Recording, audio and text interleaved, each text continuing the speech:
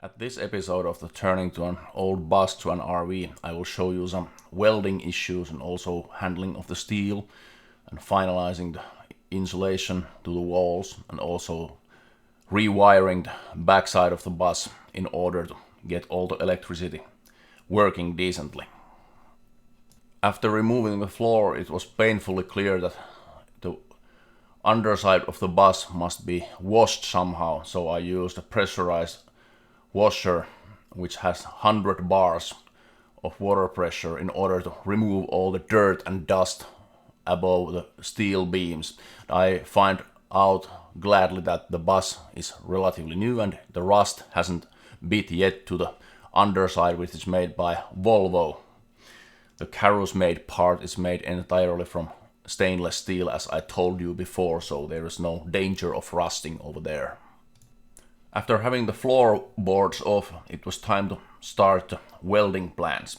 Obviously the old floor must be removed in order to make the new one lower, and thus I needed to cut off all the old metal bars and also the sheet metal which was used to vertical instances of the middle aisle on the bus. So there was a few options for the cutting. The plasma cutter would be easiest, but it was far too both expensive and also it made significant amount of sparks.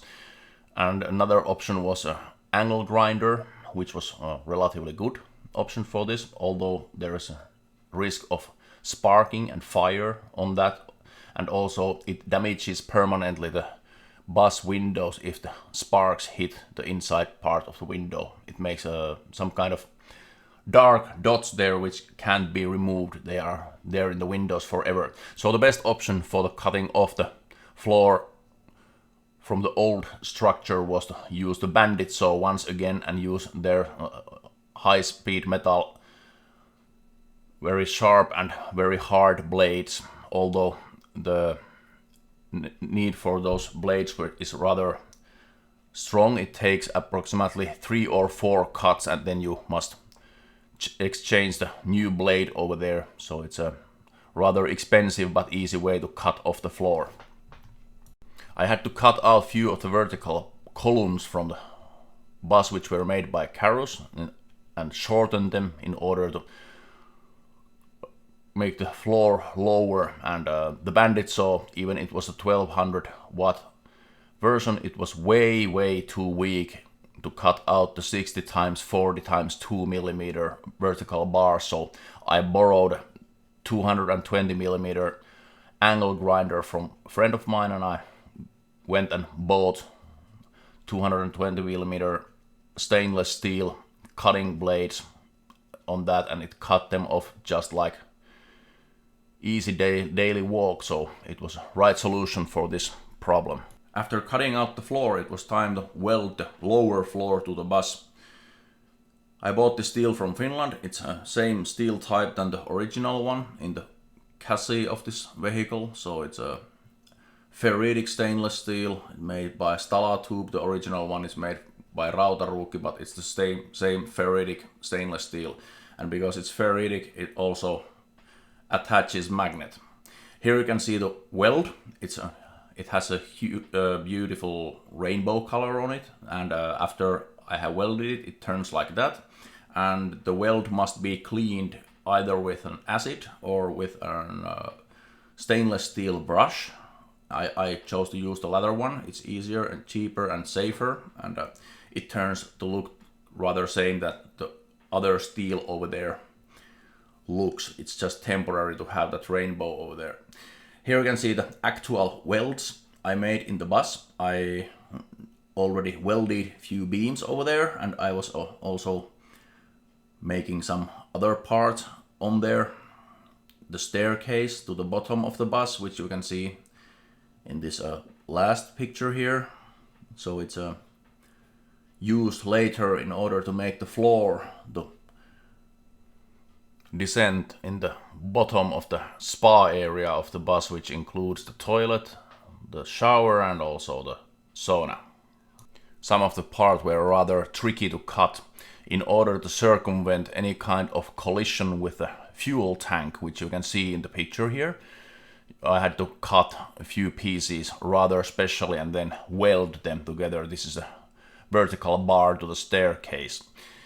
The height of the floor in the final mode is because of the fuel tank, which you can see in the pictures. I can't lower it any further, so it also determines where I can put on the floor in the final project, and it's on the same level that the center aisle was in the real bus when I bought it.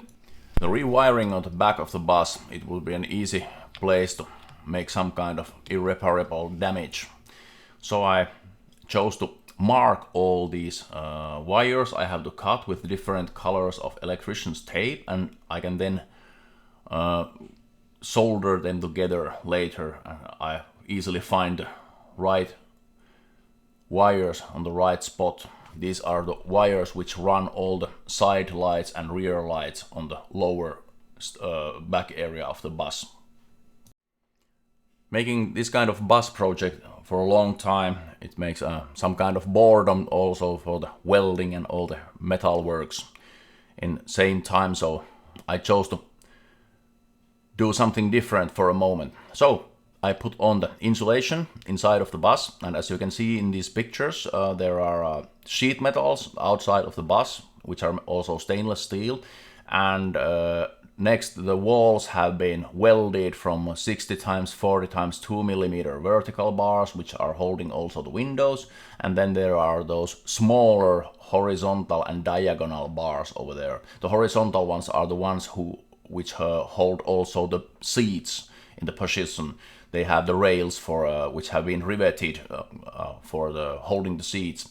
The diagonal ones are not in the touch with the outer side sheet metals, so there is a 20 millimeter gap between them, and I put one single pieces behind them, and then I will also put another 20 millimeter insulation bar or insulation sheets which are laterally to them at the same level. This is the way to make the side wall flat, so it's flat and at the same inner level with the insulation, with the diagonal bars, and also with the vertical and horizontal window bars. So I can then later line on the final inside insulation as a one sheet, which can also cover all the metals and also the prior insulation sheets you can see here, which I'm gluing on the top of each other. I have cut them with a sharp cut edge knife, which is used also for smaller plastic mat projects and all the others, and I use as a glue a polyurethane foam, which glues those sheets very strictly to the wall or to each other. On a beautiful sunny summer day, it's also possible and easy to make some work outside. There are the stickers of the previous owner in the bus and also the labels. I chose to take them off with a cutting blade knife, and especially part of it, and I'll just put it under the sticker easily without scratching the actual paint of the bus, and then I will peel off a small corner from the letters of the stickers, and then I just take them off by manual movement. Another interesting project in this thing is to take off the real OEM air conditioning, which is huge equipment on the roof of the bus. It didn't work at all. It had actual air conditioning substance inside of it, 9 kilograms. I went to the pro shop which has the equipment to remove it, and it's now empty, so I'm not making any kind of crimes against nature here, and I just removed the empty air conditioning equipment from the roof. Unfortunately, this equipment weighs several hundred of kilograms in a whole, so I decided to remove as much parts as I can when I'm already in the roof, and thus it makes removing the entire equipment more easy. You can see those fans there, and also those air and also those cooling convectors and all the other equipment, I cut them off before I remove the rest of the air conditioning from the roof. So this concludes our project on this time. I hope you liked it, and please subscribe and see you next time.